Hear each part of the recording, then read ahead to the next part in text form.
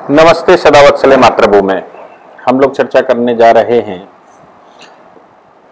भाग्यलक्ष्मी मंदिर को लेकर डिस्प्यूट खड़े करने शुरू कर दिए हैं कांग्रेस ने। पॉलिटिक्स करना अच्छी बात है, देश में पॉलिटिक्स होनी भी चाहिए, लेकिन क्या पॉलिटिक्स की ये विषय है? भारत की ग्लोरी को पुनः स्थापित करना पॉलिटिक्स का विषय नहीं होना चाहिए क्या? भारत को परम वैभव पर ले जाना पॉलिटिक्स का विषय नहीं होना चाहिए क्या? भारत को ऊंचाइयों पर ले जाना और भारत का जो एंशिएंट कल्चर है, भारत का जो ग्लोरी रही है, उस ग्लोरी को विश्व को बताना क्या नहीं होना चाहिए पॉलिटिक्स का विषय? भारत की इकोनॉमी तो सरकार देखती है, पर उनका काम है, लेकिन भारत के विषय में ऐसा माहौल बनाना कि वो विश्व को आकर्षित कर सके, क्या ये पॉलिटिक्स का हिस्सा नहीं होना चाहिए? होता क्या है कि जिन आक्रांताओं ने भारत को लूटा, बारंबार लूटा, माताओं बहनों के साथ गलत किया, जिनकी संतानें आज भारत में अपने आप को आक्रांताओं के वंशज कहने लगे हैं, आक्रांताओं से अपना नाता इसलिए नहीं जोड़ना चाहते, बारंबार ये कहते हैं कि आक्रांताओं से हमारा क्या लेना देना, क्योंकि वो आक्रांताओं की वो संतानें हैं जिनके विषय में वो कह नहीं सकते, लेकिन वो आक्रांताओं के किए हुए कामों को लगातार ग्लोरीफाई करते हैं। यही विषय था जब ज्ञानवापी का केस आया, तो ज्ञानवापी के केस में एक नए तरह की पॉलिटिक्स हुई। मैंने उससे पहले दत्तात्रेय चिकमंगलुरु के दत्तात्रेय टेम्पल की भी बात कही थी, और दत्तात्रेय मंदिर में मैंने कहा था कि ये बहुत पहले ऑनरेबल सुप्रीम कोर्ट डिसाइड कर चुका था कि 1991 का जो एक्ट है, वो एक्ट स्टेटस पता करने पर कहीं रोक नहीं लगाता। यानी कि अगर आप ये कहते हैं कि ये मस्जिद है और दूसरी पार्टी ये कहती कि ये एक मंदिर है, तो बाहर बोर्ड के आधार पर या कब्जे के आधार पर उसको मंदिर या मस्जिद नहीं कहा जा सकता। उसके अंदर का स्टेटस जानना पड़ेगा, और जब उसके अंदर का स्टेटस पता लग जाएगा कि एक्चुअली ये मंदिर था या मस्जिद है, तो उस आधार पर 1991 का एक्ट लगाते हुए 1947 की पोजीशन को, स्टेटस को कर दीजिए। अब वो 300 वर्ष पहले बदला गया हो, 400 वर्ष पहले बदला गया हो, 700 600 वर्ष पहले बदला गया हो, लेकिन उसका मंदिर का कोई भी स्टेटस कभी चेंज नहीं होता। ये एक पक्की बात है। हालांकि इस समय की जो न्यूज़ें आ रही हैं, वो ये लगातार आप सोशल मीडिया पर देखेंगे कि जब से ज्ञानवापी के सर्वे की बात ऑनरेबल कोर्ट ने की है, और सुप्रीम कोर्ट ने भी उस सर्वे को लेकर यह बात कह दी कि नहीं, सर्वे पर कहीं रिपोर्ट नहीं लगाता, कहीं रोक नहीं लगाता 1991 का एक्ट, और सर्वे करना तो जरूरी है ये स्टेटस पता करने के लिए। और सुप्रीम कोर्ट ने कहा भी इस आधार पर, क्योंकि दत्तात्रेय के मंदिर पर जब 1998-97 में बड़ा विवाद हुआ था और हाई कोर्ट ने उसमें उसको मंदिर डिक्लेयर किया था, जबकि उसमें वो किसी की मजार के चर्चा करते हैं, कुछ उसमें ऐसा कहा गया कुछ कब्रें बना दी गई थी, लेकिन अंदर एक गुफा है और गुफा के अंदर मंदिर के प्रमाण थे। इसलिए हाईकोर्ट ने 1991 के एक्ट के रहते हुए ये निर्णय कर दिया था। सुप्रीम कोर्ट मामला गया था, रंजन गोगोई जी की बेंच में वो सुना गया था। रंजन गोगोई जी ने वो मामला वापस कर दिया था राज्य सरकार को, कर्नाटक को, और कर्नाटक राज्य सरकार से ये कहा था कि इस पर एक कमीशन बिठा दीजिए और कमीशन के आधार पर आप पूर्ण रूप से स्वतंत्र हैं। अगर ये मंदिर है कमीशन के अनुसार तो मंदिर डिक्लेयर कर दीजिए, और अगर ये मंदिर नहीं है, मजार है, तो मजार स्टेटस डिक्लेयर कर दीजिए। कांग्रेस की सरकार थी, उसने कमीशन बनाया, उस कमीशन ने कह दिया कि भाई ये तो मंदिर मस्जिद है, ये मजार है। वो बात फिर हाईकोर्ट में चैलेंज हुई थी, हाईकोर्ट ने दूसरे कमीशन की बात कही थी, फोटोग्राफ्स मंगवाए थे, सब कुछ जैसा ज्ञानवापी में सर्वे हो रहा वैसा कुछ उस समय सर्वे हुआ था, और अंततोगत्वा उस स्थान को दत्तात्रेय मंदिर डिक्लेयर किया गया था, और 1991 का एक्ट का सहारा लेते हुए ही उसको मंदिर डिक्लेयर किया गया था।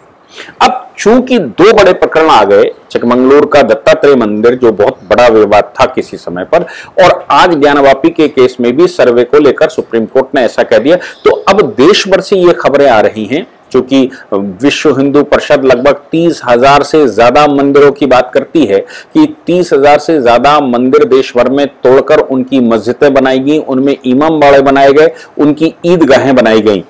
क्योंकि मंदिरों में हमारे यहां हमेशा से स्थान और जगह रहती ही थी। तो अब जो खबरें आ रही हैं वो ये आ रही हैं कि मस्जिदों के अंदर भारत में इस प्रकार के बड़े स्थानों पर रिनोवेशन शुरू हो गया है। अब रिनोवेशन के लिए बहुत सारे ऐसे वीडियोस भी लोग छुप छुप कर बनाने लगे हैं कि अंदर मंदिर दिख रहा है, दीवारें वो पिलर्स तोड़े जा रहे हैं क्योंकि पिलर के ऊपर नक्काशियां बना दी गई थी, उस पर टाइल्स लगा दिए गए थे जिस पर अरबी में आयतें लिख दी गई थी। अंदर साइड में वो शंख गदा और ये सब बने हुए हैं, फूल बने हुए हैं। तो देश में इस समय ज्ञानवापी के बाद देश भर में मस्जिदों के अंदर रिनोवेशन शुरू करने का मुख्य उद्देश्य रहा होगा कि कहीं उस मस्जिद में भी, जिसको वो मस्जिद कहते हैं, जो पुराना मंदिर था, कहीं सर्वे ना हो जाए। और 1991 का एक्ट चूंकि बचा नहीं पा रहा है, इसलिए उसमें सर्वे की रिपोर्ट कुछ ऐसी ना आ जाए कि उसको मंदिर डिक्लेयर कर दिया जाए। मैं लगातार कहता आया हूं कि इस्लाम एक भू राजनीतिक आंदोलन है। अब वो भूमि से राजनीति या राजनीति करके भूमि का अर्जन करना, वो भूमि चाहे वो वक्फों के नाम से लें, भूमि चाहे इंसानों के नाम से लें, चाहे सरकारी मदद के नाम से लें, चाहे इमाम बाड़ाओं के नाम से वो भूमि कब्जा की जाए, चाहे मस्जिदों के नाम से भूमि कब्जा की जाए, चाहे वो ईदगाहों के नाम से जमीन कब्जा की जाए, कुल मिलाकर जमीन पर कैसे कब्जा करना, और जितना जमीन पर ज्यादा से ज्यादा कब्जा होता जाएगा उतना ही इस्लाम के अनुसार भारत में दारुल इस्लाम का शासन हो जाएगा।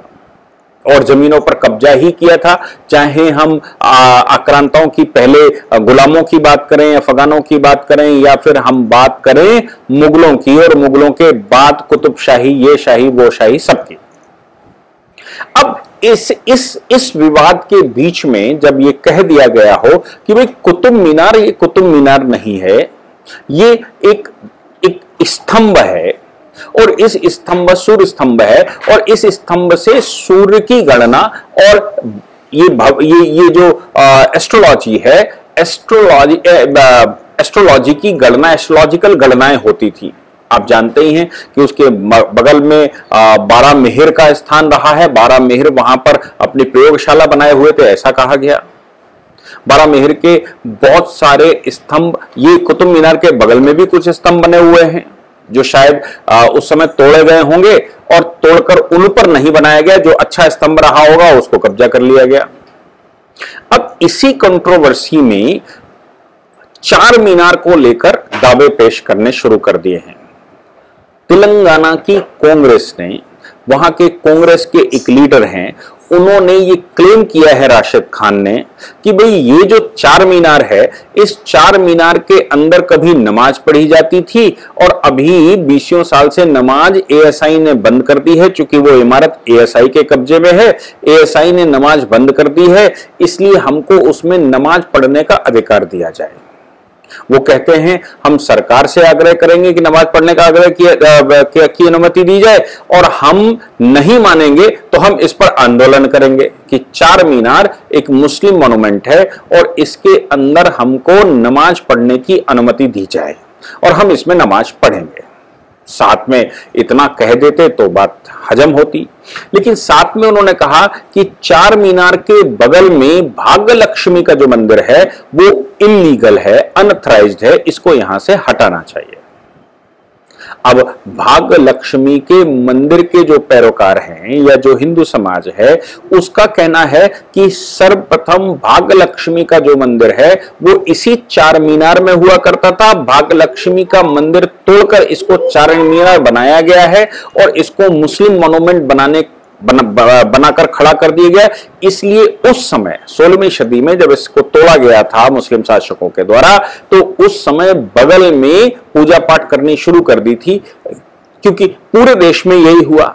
जैसे आप काशी विश्वनाथ की हम बात करते हैं, तो ज्ञानवापी में जहां ओरिजिनल शिवलिंग था वो तोड़ दिया, चूंकि वो स्थान तोड़कर कब्जा कर लिया, तो बगल में अहिल्याबाई होलकर ने बगल में मंदिर बनवाकर पूजना शुरू कर दिया था, और वो शिवलिंग भी अपने साथ लाई थी कि भाई हिंदू समाज का जो आस्था है वो एक स्थान पर है, हम वास्तु पुरुष मानते हैं, हम स्थान देवता मानते हैं। जो हिंदू समाज में हवन पूजन में रहते होंगे वो जानते हैं कि स्थान देवता की हम पूजा करते हैं हवन करते समय।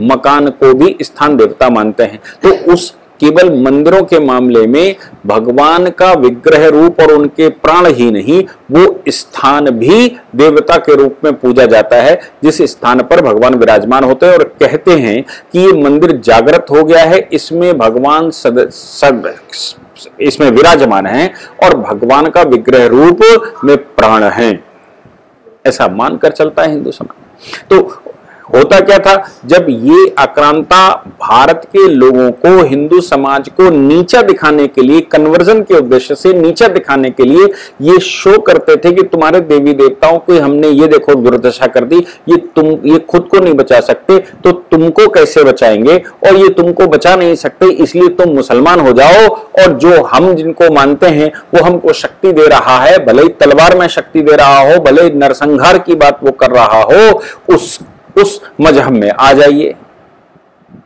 बड़ी संख्या में लोग जो अब बहुत आस्थावान नहीं रहे होंगे वो गए भी होंगे और गए ही। तो ऐसी परिस्थिति में मंदिरों को वहां से ऐसे तोड़ा गया और मस्जिदों के अंदर वो साक्ष्य बने रहें, ताकि जो लोग वहां आते हैं उनको ये बात परमानेंट दिखाई जा सके कि देखो देवी देवताओं का स्थान कहां पर है और ये कैसे पड़े हुए हैं, टूटे फूटे पड़े हुए हैं। यहां तक कि 2.5 दिन के झोपड़े में तो मंदिर को तोड़कर मूर्तियों को जो सीढ़ियां होती हैं, सीढ़ियों में लगाया गया, जिन पर पैर रखकर लोग जाएं, और ये बताने की कोशिश की गई कि ये देखो क्या हाल किया है। हालांकि हिंदू समाज ये मानकर चलता है कि किसी भी देवी देवता को जब आप क्षति पहुंचाते हैं तो वो खंडित हो जाती है, और जैसे ही मूर्ति खंडित होती है, बिल्कुल वैसे ही जैसे इंसान खंडित होता है तो उसके प्राण चले जाते हैं, वो डेड बॉडी हो जाती है, वैसे ही मूर्तियों में भी अगर आक्रांताओं ने उनको खंडित किया है तो भगवान उस मूर्ति से चले जाते हैं और फिर से प्राण प्रतिष्ठा अपने को नए सिरे से करनी होती है, और भगवान वहां से चले जाते हैं। तो इन खंडित मूर्तियों को हम गंगा में सिराते हैं। ये देश का पूरा हिंदू समाज जो मूर्ति पूजा करता है वो इस परंपरा को मानता है, इस परंपरा के अनुसार चलता है। खंडित मूर्ति हम मानते हैं, और खंडित मूर्ति को घर में रखा भी नहीं जाता।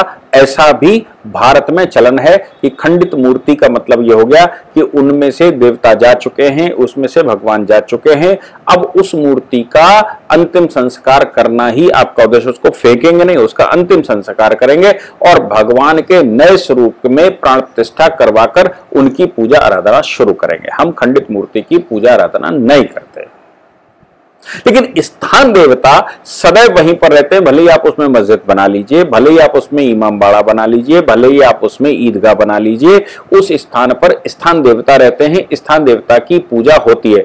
बहुत सारे परिवारों में जहां मूर्ति पूजा नहीं होती, गोबर की पूजा होती है। जहां मूर्ति पूजा नहीं होती तो वहां आलय में पूजा होती है। आवश्यक नहीं है मूर्ति की ही पूजा की जाए, घर के आंगन की पूजा होती है, खेत की पूजा होती है। ये हम उस सभी जीव में जिसमें प्राण है, जिससे हमारा संबंध है, हम उनमें सभी में देवी देवता मानकर चलते हैं और उनमें उनकी हम पूजा भी करते हैं। ये हिंदू समाज का एक स्ट्रक्चर है। इस स्ट्रक्चर के बाद चार मीनार में जब ऐसा कहा गया तो भाग्यलक्ष्मी मंदिर के जो पैरोकार हैं उन्होंने कहा कि जो वहां की रानी थी, रानी के साथ जबरन विवाह किया गया, और विवाह करने के बाद रानी की आस्थाओं को मिटाने के लिए, चूंकि भाग्यलक्ष्मी मंदिर की ही वो आराधना करती थी, तो आस्था को मिटाने के लिए भाग्यलक्ष्मी मंदिर को तोड़कर उस पर चार मीनार बनाएगी और वहां नमाजें पढ़नी शुरू करी गई होंगी, ऐसा कहना है। तो बगल में वहीं पर थोड़ी दूर पर हिंदू समाज ने अब भाग्यलक्ष्मी के मंदिर की स्थापना करके वहां पूजा पाठ करनी शुरू कर दी। ऐसा कहते हैं कि भाग्यलक्ष्मी का मंदिर चार मीनार से बहुत पुराना है, और चार मीनार जिस स्थान पर है वहीं पर भाग्यलक्ष्मी का मंदिर था और वही स्थान है। अब ये कंट्रोवर्सी खड़ी करना और ये कहना कि भाग्यलक्ष्मी का मंदिर इल्लीगल है, अनऑथराइज्ड है और ये केवल 40 साल पुराना है, क्योंकि एक प्रकरण 40 साल पहले आया था, वहां से जो ट्रांसपोर्टेशन जाता था उसमें एक बस भाग्यलक्ष्मी के मंदिर में एक्सीडेंट करते हुए घुस गई थी। हो सकता है जानबूझकर लगाई गई हो, और भाग्यलक्ष्मी का चूंकि छोटा मंदिर था, हिंदू समाज उस समय दबा हुआ था, वो बगल में मंदिर बनाकर पूजा पाठ करता रहा होगा और 3 टप्पड़ डालकर ही वहां पूजा होती थी। तो उस पर बस चढ़ गई, जिसकी वजह से मंदिर क्षतिग्रस्त हो गया। हालांकि उस समय की सरकार ने उस पर कुछ पैसा खर्च किया और सरकार के सपोर्ट से वो मंदिर का पुनर्निर्माण हुआ। तो फिर ये इलीगल वाली बात, वो कहते हैं कि 40 साल पुराना ही मंदिर है, जबकि ऐसा कहा गया, हिंदू समाज कहता है कि ये बहुत पुराना है, 4 मीनार उससे बहुत नई है। 4 मीनार में अगर खुदाई की जाए, 4 मीनार में अगर साक्ष्य ढूंढे जाएं, तो ये संभव है कि 4 मीनार के नीचे आपको मंदिरों के साक्ष्य, मूर्तियों के साक्ष्य मिल जाएंगे। अब ये कंट्रोवर्सी तो खड़ी करने का प्रयास हो ही रहा है, और शायद इसलिए हो रहा है कि हिंदू समाज जागृत होकर अब ये कह रहा है कि जिन आक्रांताओं ने भारत के साथ गलत किया, अब मुस्लिम समाज को यह तय करना पड़ेगा कि वो आक्रांताओं के कृत्यों के साथ हैं या वो भारत के साथ हैं।